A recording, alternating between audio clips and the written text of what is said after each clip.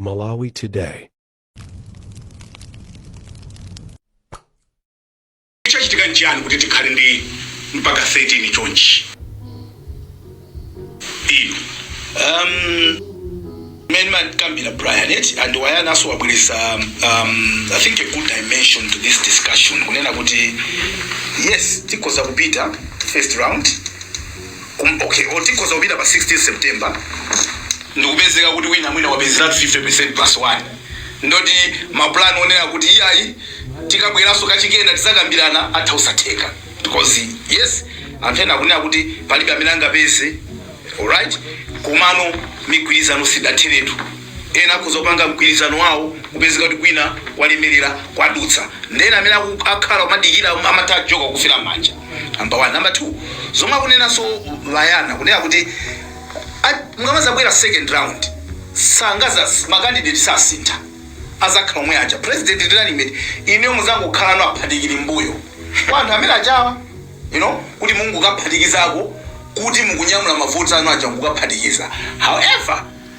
voters can still also disagree ndi kumene mwapita so the fact you've gone somewhere doesn't necessarily mean kuti ndiyoti mwanyamula mavoti anu osikana mavoters ataona kumene mwapita inu yoko ifeso kuti sangalasa therefore acha wakavotera kwinako so masamu akewa ndikufunika kuti mwawerengere bwinobwino pabwino kukambirana kunena zoona ndi apapa apapa ndi pamene pali opportunity yabwino kuti mukambirane vuto lilipo ndi Jera Brian Jera mene wanena wayana I agree with him opposition kunena muona mtima ndani wawo ndi moza amene alipoma ndimezi makhalira amene alimboma amakhala kuti opposition afuna kuti achoke mu amene apite mwe wacha koma ukaona amene akupangira zinthu zawo you can actually see kuti agawana nyama asadape even ine nditenga mwendo nyama asadape so chikuvuta chimene chocho maina kukhala kuona kuti kodi akulu kuti tidutse pamene papa bwino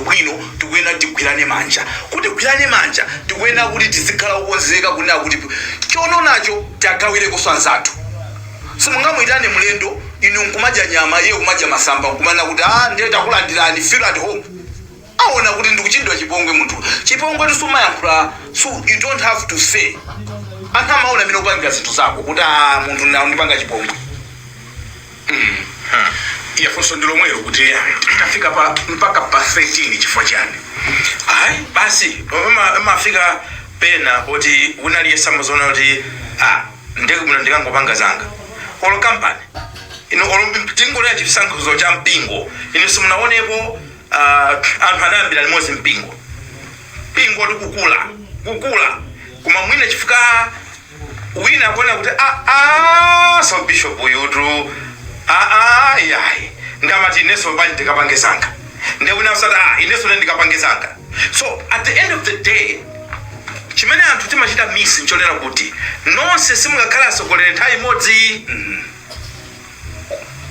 pamafunika nthawi yokuti munthu uzitha kuona kunena kuti inoyo ni nthawi yokuti ineyo I should prepare myself nthawi ino mukuziwa kuti anawa amatenga katapira ena watu they are not ready even financially ena ndokuti sanamalize even masukulu awa anayo kuti amazichongere bwino ena ndonena kuti sanakhazikike even mu politics bwino akhazikike so anthu nthawi zina tizivomera chimene chimativutanso ndi anthu amene amatizungulira timatha kumapusha anthu ena amene they are not ready to stand chifukwa kuti ifeyo tifuna kuti anthu akazawina tizadyere so you hear voices under imani chinthu mutakuendesa ichi no the chances are there even when they know kuti nzosateka koma they know kuti idiyo kuti mukapange campaign alipo anthu ena ndamvakale ena apa agulisa nyumba kugulisa nyumba ndiye kuti nyumbayo akagulisa mukuona ngati ndalamazo zipita kwa ndani anthu ozungulira ndamene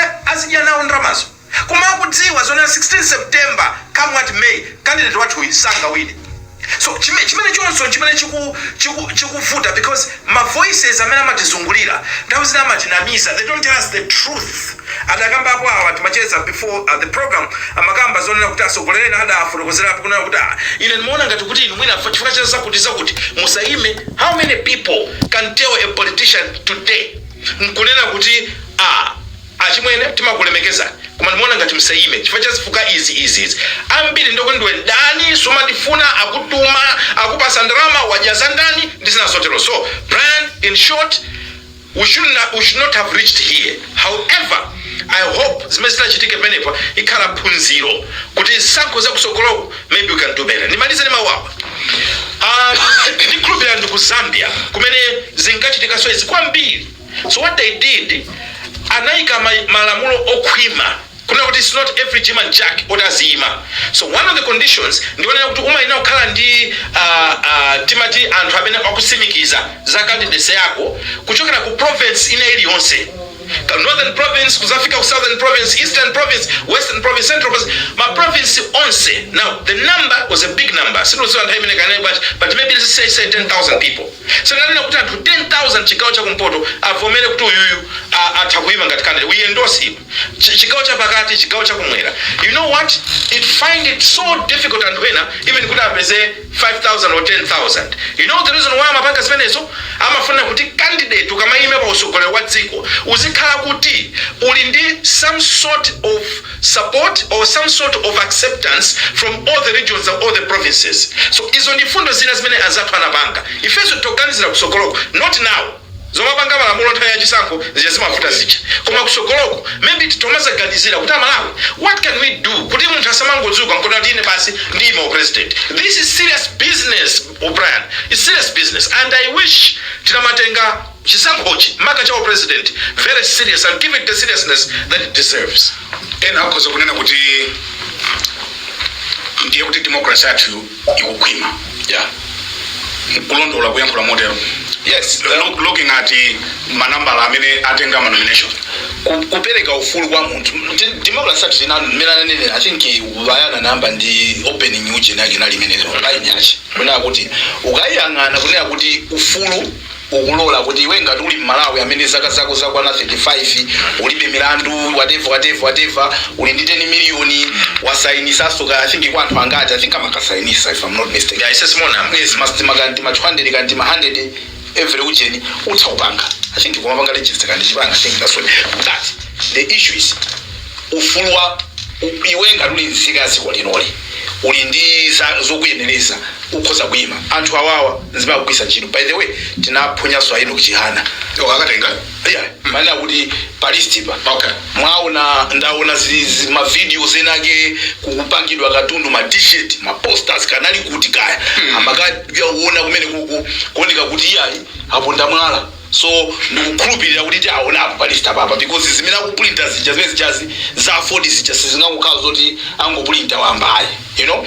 But kuona no in terms of ufulu opereka anthu yes komano kodi chifukwa chokuti tili ndi ufulu kudya ndi basi kumangodya basi umakhaso ndu I don't know kaya ndufulu okhuta kuti basi ndakuta sindingajeso kupitira apayi. So izi nzambiri potengera dziko lathuli andi pachilungamo pake pena pake kumaziyesa weka anthu okufuna kudyera ndalama amakuchita encourage ndewe kuti menyana naye akuziwa kuti munthu akupweteka, you know, sometimes. So weka so uziona kuti maineyo ine nditakuwina ine Malawi pano pali titatenga pano palino kuti mavoters azakhala onse 7 million but at least amene apanga register ndi 7 million chakuti utanthauza kuti uwena kuti upeze at least mavoti 3.6 million kuti ukhale president.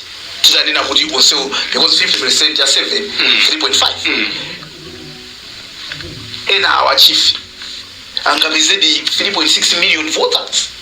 These are the questions yodi uziganza kateni kakuka suna kapanga invest pena budget ena watu ndandoweza chisoni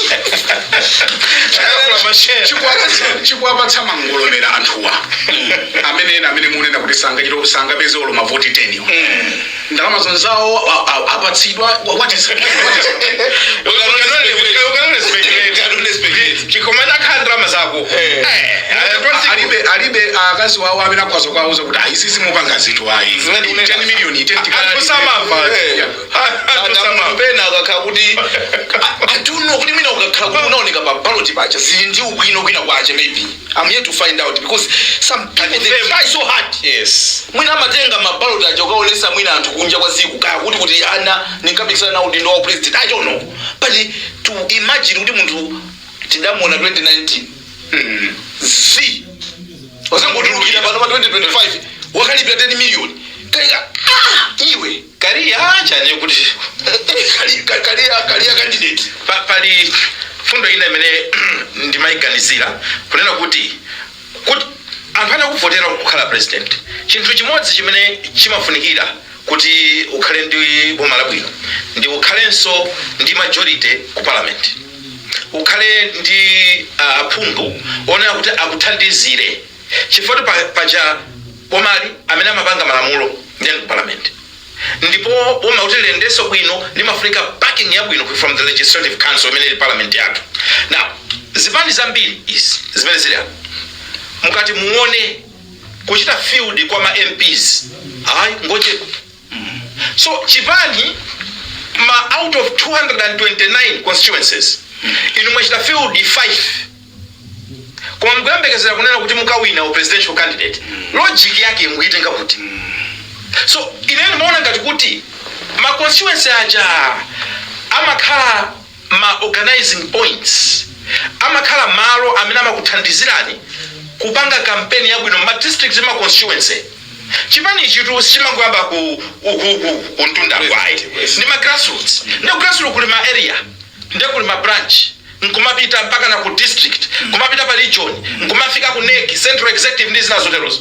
Now kuno ukuku mulibe chitipa yonse usimukulibe olo candidate olo mmodzi constituency, and respect kunena kuti anzanu aja chifukwa anzanu aja akamapita akamakapanga campaign amapanga campaign zawo MP koma chithunzi amakhala atayika cha president chachikulu. Munazoona maposta amene amapangira munthu waukulu umakhala wa president achipanicho MP-wo ngakhale ndalama zimakhala ndi zawo makhala kuti munthu wako ndo waung'ono pamenepo. So in other words ali ndi advantage yoti akuwapangira campaign. So ineni mangofuna kunena kuti how I wish kuti anthuwa atamadziwanso kunena kuti it's not just about kungoyima nkunena kuti ndofuna president, it's also about having ma structures dziko lonse lokuti akuthandizire to amass the necessary votes and majority yokuti uwine chisankho. Tsopano tilowere ku nkhani yachiwiri ma demonstrations ndi ziwawa. Chikuchitika njani kuti anthu akafuna kuyenda mdziko muno kukumatuluka zikwanje?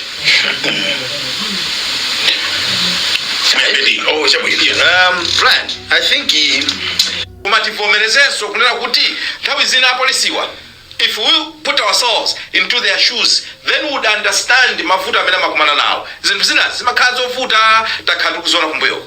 Let me also just quickly say kunena kuti ma protestiwa ndinene mawu awa kunena kuti sizingatheke kuti kuyamba chaka choyamba mpaka na chaka chomaliza munganenera Rwanda kuti anthu asakhale ni madando. Ine ndinene kuti I don't think zizatheka malayi muno kukhala 5 years mboma without ena ake upanga protest pena pake. Koma kuti tawayankhuleso na aboma peza ni njira yochita handle ma protest. Ma protest azichitika, ma demos wo azichitika. So mupeze njira yochita handle kuti muzachita engage bwanji. So pali njira zosiyana. One of it ndi ngati pala anthu amene ni madandaulo musalole kuti zizichita kufika mpaka size oti anthu apite ku nsewu.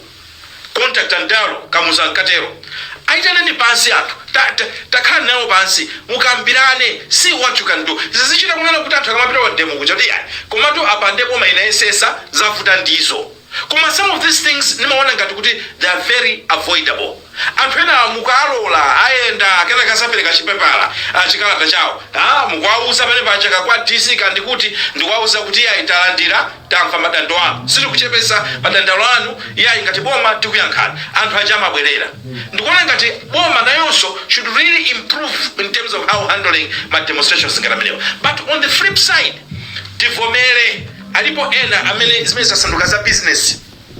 Mademo kwa anthu ena ni ma business amachita kuimbidwa mafoni ase tufuna tukang'ono ikademo kumzuzu kaliba bwanji ukuona ngati kumangocho takakayambisa kana kuti patukupasa zingati zinazi msamuoneka sitidziwa is pre-arranged ndi business. Na mukutenga Malawi ndi magulisa ntchito kuti muzimanga nyumba zanu, kuti muzimanga chuma. Ayi, we can do better than that. Brian, anthu akakhala kunena kuti akufuna kupanga ndemo imene anthu is mobilized by the masses. Ndukuza ndisimakhala masewera. Tipange bwanji. Brian, kunena kuti independence ya polisi sizaoneka pamene mabwana awo akuyankhula pa press briefing. No, we are very independent. No, that's just a talk. Independence ya polisi izaoneka pamene apolisi akugwira ntchito zawo popanda kundimantha kugwira mako ndizaona pa ground kuti apolisi akugwira ntchito popanda mantha. Zimene timamva kulankhula pakamwa pawo ndi zimene timaona kuchita pa ground zimasemphana. Khanga ndi mafilimu ama Chinese amene nkaonera mbuyo mucha kamwe imaina yikuyenda zina ukuzukuchitika zina. So taonapo ife apolisi akuchitidwa transfer chifukwa cha mmene akugwira ntchito yawo. Ndi ana sama amazo ati bwana akunchosa apa mpilisa mwana uchangapita ukapanga zinthu zosiyanayo. Amaita kuziwa kuti awacho sapa kwapilisa apa chifukwa chokuti adagwira ntchito. It's like kuti you're being punished for being professional. Kulandira chilango ndithu iwe nkudaba kuti kodi chilango chimene ndikulandirachi pali malo ena amene akakutumiza umachita kuziwa kuti ichi nchilango ichi ikoza maoneka ngati promotion koma akakuyika malo ena ake kuti kumene kulibe chimene uzikachitako ndi chipongwe. Andi izizi amapanga polisi andi momwe tinali ku park ku sonkhano mana panga inclusive meeting ya package.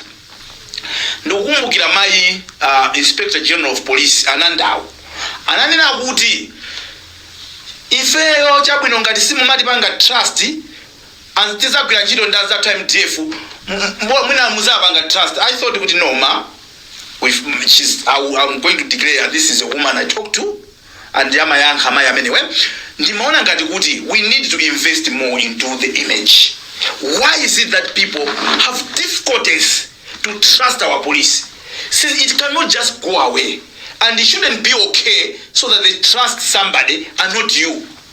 What is it that MDF is doing that gives people could at least awawa than the police imene imakhala maso mwantu kambiri mbiri? I'm defuta mangobwera apo ndi apo amene timaona maso mwathu daily ndi apolisi.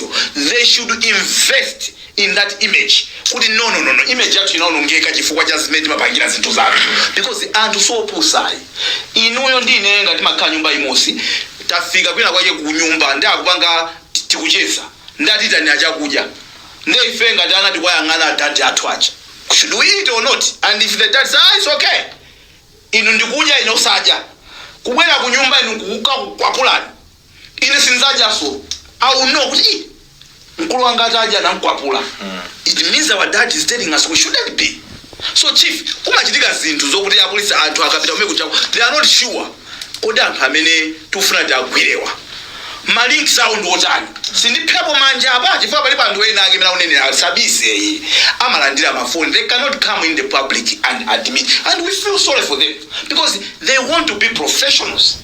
They are trained to be professionals, but now also alindi anawo alindi zinthu zawo maziwa kuti akaticho sanchito pano tivutika akatichita transfer katika kwina kwaye kuti zitiruma mphevu kuli malo tamathawa kuyika iwe kuti mphevu zingokuluma.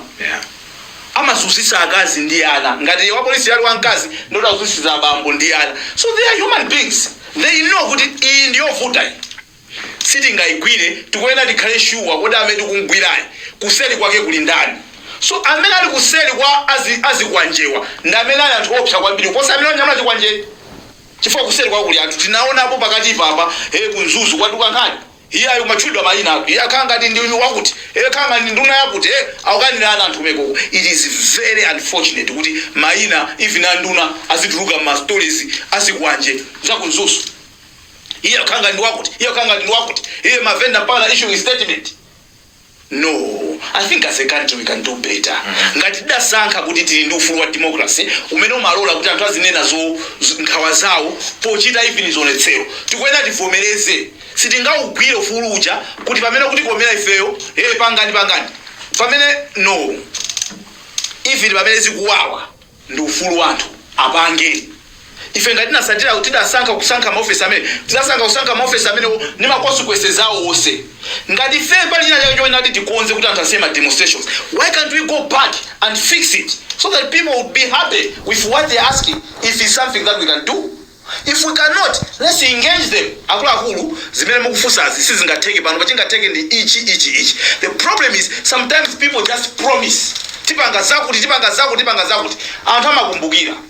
Then they'll come back and remind you, but you said kuti ife tipanga zakuti zili kuti you know, yeah. Let us tizikhala toziwa kuyankhula chilungamo pakamwa pathu paziyankhula chilungamo zomwe sitingapange Brian ndizopweteka kumuza mwana kuti panopa can't buy you a pair of shoes because I don't have money, but it's a fact. Yeah. He will cry, she will throw tantrums akatonthola wafomeleza kuti my dad cannot afford to buy you than to promise that child, because when you promise you must deliver. Tinkagamba last week program omuno kuti lonjezo ni ngongole kaya wena uduse pa moto kuti usungene unjezo dusa pa moto kaya wena uloke nsinje nyanja za nchere kuti usungene unjezo. Cross those oceans so that you must keep a promise. If you promise things and you don't give, ulingati mitambo yemwe sibwelesa mvula anthu badikirira mvula ikwera don't promise. Yes, atunga ndaona ku primary tinkakhala ndi anthu ena oziwa kukhwisira ndewu puma uyamuoneka ngati kuti alali mmwasi uyambisa ndewu ndimbusa mzimu wachiziwiso wandionesa kukhwisa. So alipo ena amakhwisira ndewu ichi koma akumuuza kuti iwe sangakutero ndende uchimayambika ndikena kumaona kuti anthu akamenya kenaka amene makhwisira kuti akusaona kuti magazi akutuluka kwa pansi akumponda ndikuuzani ndazionapo anthu omwewo amene amakukhwisira kutembenuka mwina ize kumathawa kapena kujoina ndikukhala ina icha kapena nda amene amapita ndi uthenga unali koma amwene amuvwa kwasa achita naye ntchito kuno ku Malawi nkopwetekesa anthu amanena kuti be professional koma kudziwa zikakuvuta sabezeka you're on your own Brian umakhala weka usika amene ndi Malawi. So for me what I would have loved is apolisi aja azizwaso kuti ali ndi backing yathu ngati anthu kuti apolisi amaza pangidwe chipongwe if it has been professional. We're going to rise up and say no leave this person ametufuna a professional and muzoti ngakhale boma imatha kumva when masses speak. Yes, kuma nthawi zambiri those people are left in the cold. Nde ena amati zanga uchankapanga professional muona professional mwenye ndantengera adagwa nayo anthu amachiaja adamsiya. So how I wish KwaZulu-Natal KZN kuli police commissioner amene waja moto kwambiri anthu a opposition aboma anthu amutama kwambiri anthu amachita kunena kuti this is a good example of a policeman. People will do anything to support and defend this police commissioner. Both ukundoko position anthu onse kumaona kuti koma uyu ndi professional koma si akulimbaso mtima ifanana kuti ali ndi backing ya anthu. The masses are saying we will protect this person so many bantima koma kumangoziona kuti palibe ndithu ungofinyika uliweka zimavuta. It's not an excuse, but what I'm saying is at the end of the day then tikhaleso ndi system imene izateteza and protect apolisiwa makamaka titagwisaso ntchito nkhani ya malamulo. Tinanenapo program ina kuna ku polisiku titachepesa mphamvu ya interference yokuzana ndi boma the executive branch muona kuti apolisi wamwina athu amakhala ndi mwayi wogwira ntchito yawo more professional than perhaps how it is. tili ndi masiku ochepa 86 today. Yes. kuti tiponye masankho mitima ikugunda bwanji tiyambeni. mitima ikugunda Brian ndiye kukumabwera no misinformation and disinformation imene tikaphatikiza ndi AI chipwirikiti pomwe amapanga launch edition Times kunali nkhani imene yoyo. Now misinformation ndi pamene munthu walakwitsa mwina amene afuna kunenera zinthuzo osati mwadala kutheka kuti sakudziwa yeza ngompeza zinthu nayeso akuzitenga zomwezo kumakanena pamene disinformation amakhala kuti munthu wazikonza ndithu kuti afuna unamiza vanthu pali kachiwembu kulemba ndithu chipepala chakuti akuti akudwala akuti saima akuti chani atachikonza munthu kuti uyuyu afuna kunamiza anthu. Now vuto limene likumakhalapo Brian ndikuti tili ndi anthu amene timakhala excited kuti ndalandira ine Brian so aziwe Brian so aziwe ndiyeno ndingopanga forward button share button ma buttons amene akusokoneza zinthu kwambiri so ndamene wapa tatiye ndizikhala anthu kuti tikalandira chinthu chicha mwina alipo anthu ena amene timakhulupirira kuti amatha kupanga verify fact checking kodi akuluakulu ichi chandipeza ichi chakhachiona ichi tunena izi panthawi imene tikuyandikira chisankho Brian chisankho ndi zinthu zokuti they are very emotive in nature taonapo anthu akumitima ikupsa mwamba kutani chifukwa cha zisankho tikuyenera kukhala anthu osamaliza even ife amene takhale panopa kuti tikupereka uthenga wanji kwa anthu pamene tikuwauza kuti akavote chifukwa anthu amatha ndithu kupwetekana chifukwa chokuti wina sanasamale mmene akuchitira zinthu zace. So pamene tili masiku 86 pali zinthu zambiri zimene zikuchitika andi masiku wa azinka natsika mpaka zafika day 0 limene li 16 September limene ukafuna tuonde can we be responsible ndikumanena zoona zokhazoka zimene tisali nazo shuwa kandife atsogoleri kandife masupporters kandife ndani chifukwa sizomatengera kuti ndi ndani pena mapezeka kuti anthu ati akumazeze zamene ndabusa athu kuti kumabusa anu also akuoneka kuti ndachisokoneso. So it doesn't matter who is saying it, but before words jump out of your mouth, at least make a point to verify. Kodi zimene zindizoona whichever way. So kuti tumbonena zonyoza zokhazoka. Even zimene mukhulupirira kuti nduthenga wabwinobwino. Utakukhala kuti mkati mwa ubwinobwino wakewo mwabisala china chake chimene chikhoza kusokoneza. Tiyeni tizikhala ndi chidwi kuti tizidziwa zoona zenizeni ifeyo tisakhale agentiso wotengera zinthu zabozazo kwa wena. Poyankha funso lomwelo. Yes. Mitima igunde bwanji towards 16 September. Mitima igunde bwanji. Kwa iye amene amayikonda dzikoli mtima wake wayenera kumpasa a moment of reflection kuti pamene anthu akufuna kuonesa chikondi ku dzikoli ineyo mbali yanga ndichitapo chani ndi vote yanga.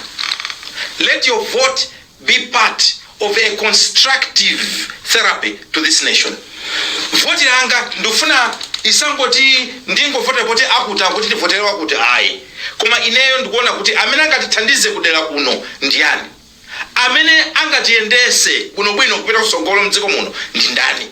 So tikhale anthu amene tizame tichite reflect ganizire ndithu molikonda zikole. At a personal level ndini malangizo awa. There is life after 16 September. Chifanthu ndawizira kuti mapanga ngati kuti 16 September sazatha. Chisankho chiti chibwera wina azawina ena azaluza. Life will go on. So even inuyo amene mungotenga ndithu financial prudence kufunika ndisema mapezeka zone kuti anthu akuti afa ndi BP Brian ngani yake imene chifukwa anthu sakuona beyond 16 September. Zoyankhulazi umasapezeka anthu ena akuti akagwira mbendera kupepesa chifukwa cha zomwezi ena kugwirisidwa ntchito kumayankhula zinthu zonena kuti kumati koma mawa limafika. So 16 September likhale siku loti kamaliona tiziona kunena kuti kubwera 17 September kusabwera October kusabwera November kusabwera December. As Malawians please palibe chifukwa chonena kuti zingokhala kukhomana ndi kukhapana kutani anthuwa azalowa mboma ena azakhala mboma kapena kandu kama mboma moyo ena kandu kulowa kena ndikutuluka kandu kulowa mboma whichever it is but inuyo as an individual ineyo as an individual ndionesese kunena kuti zisankho zimene ndikupanga pa moyo wanga zokhuzana ndi ndale zisakhale zisankho zoononga sogolo langa zoononga sogolo lananga ngakhale zoononga banja langa lonse ayi. So for me I would say inu amene muli achalichi tapemphera ndi zikoli. Silifuna zimva kuti yeye tidalosera ayi if you genuinely love this country, ambira machita claim this is a Christian country in terms of statistics. Tawapemphera nizikoli. Komanso ino amene akuchali choti muzipemphera zikoli. Tukona ndawe muti kawanisa. Mwatekekale ma position, you have already the cake has already been shared. Nde mumba nisabanja Malawi limodzi pamene tikupita kumeneko. Mawanga omaliza. Unfortunately, how you detail. Unless if you have anything burning. 60 seconds. Okay, Brian. Yeah. Moma ankapita ma conventions ndi sanda awiri a DPP ndi MCP makamaka MCP tidanena kuti anthu polani mitima pansi memu kupita convention iko kuti mukabwereso mukuyankhulisana but you can see kuti some wounds have not even healed up to today. Anthu pena dakalibe nduje na what more amene ndanthu ambali imodzi what more anthu osiyana kuti apita kuchisankho kuti aliyese akufuna aliyese tukumamva Brian apapa mana kuti ndukawina koma pakawina ndi munthu mmodzi. Are we prepared kuzavumera patakhala kuti palibe zimene zikupanga osangokhala kuti silingaluse komati I think the Amalawi asankha uyu. How you did. Yes, Brian. Pamene panso ndi pamapeto program yathu madzulo ano ya the hot current takambirana nkhani za kuchuluka kwa ma presidential candidates kufunika kuti tikhalololerana pa nkhani ya zipolowe ndi zionetsero kuti zinthu ziwiri zimene zingaende limodzi bwino ndipo tinafunsa kuti kodi mitima ichite hando bwanji zinthu pamenepa ndiye pamapeto a program yathu madzulo ano zitatha zonse decision ili nda Malawi. Yes. Akudziwa amene akamvotere. Yes. Akudziwa amene akumfuna. Yes. We will leave that to Malawians. Exactly. Ndine Brian Banda anzanga wa ndefu zamwali awo ndi bambo Wayana Chunga kufikira Sabata ya mawa tingoti mwakomano onse and goodbye.